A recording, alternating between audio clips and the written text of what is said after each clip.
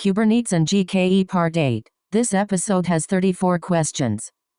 For each question, take a moment to think through your own answer before I share a strong approach. Question 1. Linux. How do you troubleshoot a Linux server? We don't have a model answer recorded for that one yet, so it's a good one to research on your own. Nice. Let's continue. Question 2. Databases. Which databases have you worked on? We don't have a model answer recorded for that one yet, so it's a good one to research on your own. Great. Moving on. Question 3. Databases. Explain PostgreSQL basics. We don't have a model answer recorded for that one yet, so it's a good one to research on your own. Alright, next question. Question 4. Databases. How do you troubleshoot database connectivity? We don't have a model answer recorded for that one yet, so it's a good one to research on your own. Let's keep going. Question 5. Kafka. Have you worked with Kafka?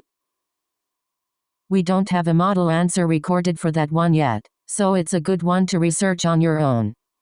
On to the next one. Question 6. Kafka. Explain Kafka architecture. We don't have a model answer recorded for that one yet, so it's a good one to research on your own. Good. Here's another one. Question 7. Kafka. What are topics, partitions, and consumer groups? We don't have a model answer recorded for that one yet, so it's a good one to research on your own. Nice. Let's continue. Question 8. Production and scenarios. Tell me about a critical production issue you resolved. We don't have a model answer recorded for that one yet, so it's a good one to research on your own. Great. Moving on. Question 9. Production and scenarios. What was the toughest issue you have handled? We don't have a model answer recorded for that one yet, so it's a good one to research on your own. Alright, next question. Question 10. Production and scenarios. Describe a time you had to make a trade-off under pressure. We don't have a model answer recorded for that one yet, so it's a good one to research on your own. Let's keep going. Question 11. Production and scenarios. What production issue did you troubleshoot from start to finish? We don't have a model answer recorded for that one yet, so it's a good one to research on your own. On to the next one. Question 12. Production and scenarios. How do you perform root cause analysis, RCA? We don't have a model answer recorded for that one yet, so it's a good one to research on your own. Good. Here's another one. Question 13. Production and scenarios. How do you prioritize incidents? Here's a strong way to approach it.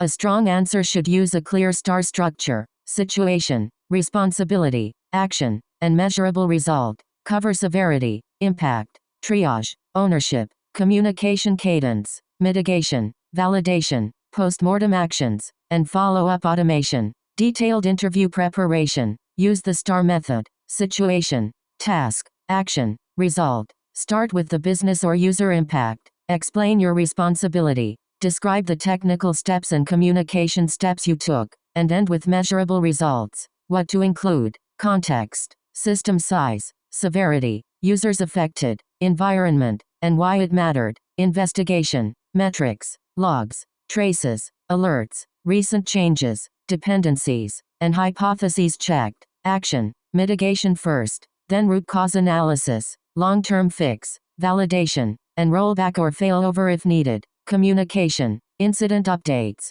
stakeholder alignment, escalation, timeline notes, and handoff. Result, reduced MTTR, improved slow, fewer alerts, lower cost, better reliability, or stronger security. Key focus for this question: emphasize impact assessment, incident command, mitigation, stakeholder communication, RCA, and prevention. Avoid a vague answer like "I checked logs and fixed it." Interviewers expect a structured story with evidence, trade-offs, prioritization, and follow-up prevention. Sample answer structure. In one production situation, we noticed impact. I was responsible for. Role. I first mitigation, then investigated using signals or tools. The root cause was Cause. We fixed it by technical fix, validated with metrics or tests, and prevented recurrence by automation or runbook or alert or policy. The result was measurable improvement.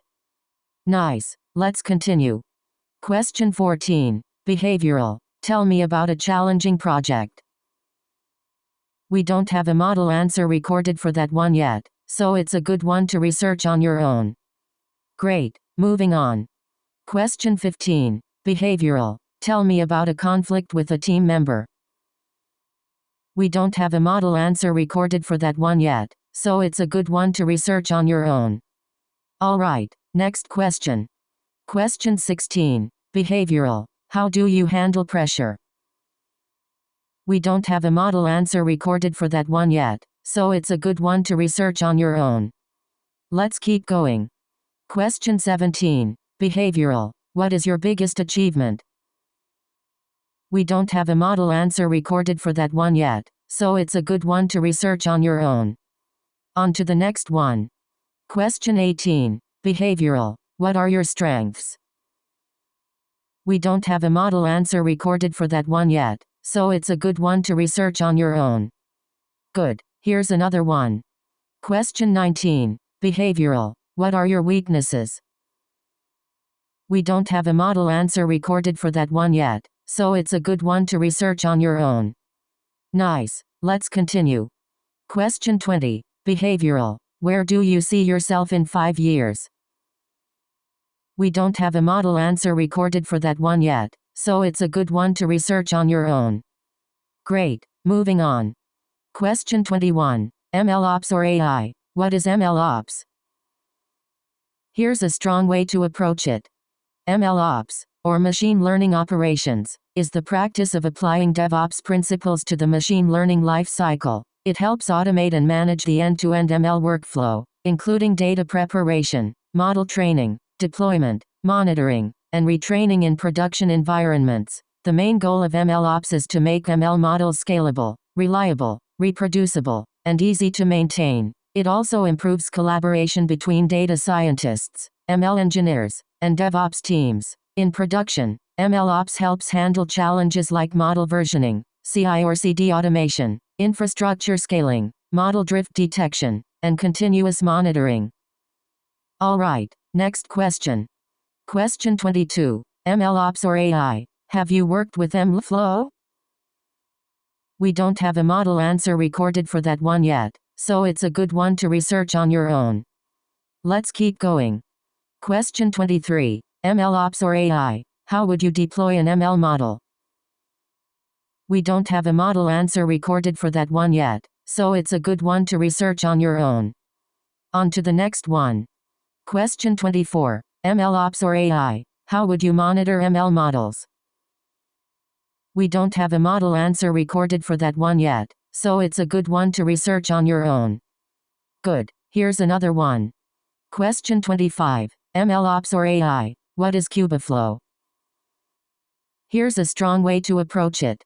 Kubeflow is an open-source MLOps platform built on Kubernetes that is used to develop, orchestrate, deploy, and manage machine learning workflows in scalable production environments. It provides a complete ecosystem for automating the ML lifecycle, including data pre-processing, model training, hyperparameter tuning, pipeline orchestration, model serving, monitoring. Kubeflow helps data scientists and ML engineers run ML workloads efficiently on Kubernetes with portability and scalability. Key components of Kubeflow include Kubeflow pipelines, workflow orchestration, CADD hyperparameter tuning, K-serve model serving, notebook servers, interactive development, training operators, distributed model training in production MLOps systems. Kubeflow is commonly used for automating ML pipelines, GPU or CPU resource management, scalable distributed training, CI/CD integration for ML multi-user ML environments. Since it is Kubernetes native, Kubeflow integrates well with cloud platforms, containers,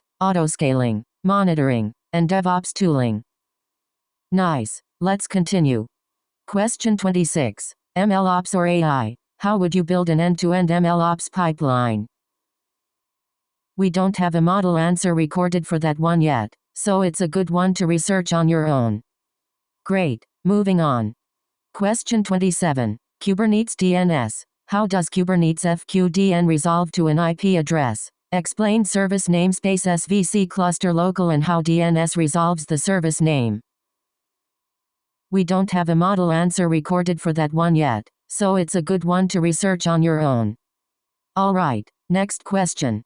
Question 28. Core DNS. What is the role of core DNS in Kubernetes? How does core DNS resolve service names, and does it communicate with the API server? We don't have a model answer recorded for that one yet, so it's a good one to research on your own. Let's keep going. Question 29. Core DNS or API server. Is core DNS a bridge between it and the Kubernetes API server? If not, what is its actual role? We don't have a model answer recorded for that one yet, so it's a good one to research on your own. On to the next one. Question 30. Kubernetes RBAC. What is RBAC in Kubernetes? Why do we use RBAC? Explain role, cluster role, role binding, and cluster role binding. We don't have a model answer recorded for that one yet, so it's a good one to research on your own. Good, here's another one. Question 31. Kubernetes health. Suppose an application goes down in a Kubernetes cluster. How does the master or control plane know that the application is down? How does the signal reach the control plane? We don't have a model answer recorded for that one yet, so it's a good one to research on your own. Nice, let's continue. Question 32. Kubelet. Which component detects that a pod or application has become unhealthy, and what is the role of kubelet? We don't have a model answer recorded for that one yet, so it's a good one to research on your own. Great, moving on. Question 33. Kubelet. Is kubelet a worker node component or a master or control plane component? We don't have a model answer recorded for that one yet, so it's a good one to research on your own. Alright, next question. Question 34. Kubelet or API server. How does kubelet communicate with the control plane, and what is the role of the API server? We don't have a model answer recorded for that one yet, so it's a good one to research on your own. Let's keep going. That wraps up this episode. Nice work practicing, and see you in the next one.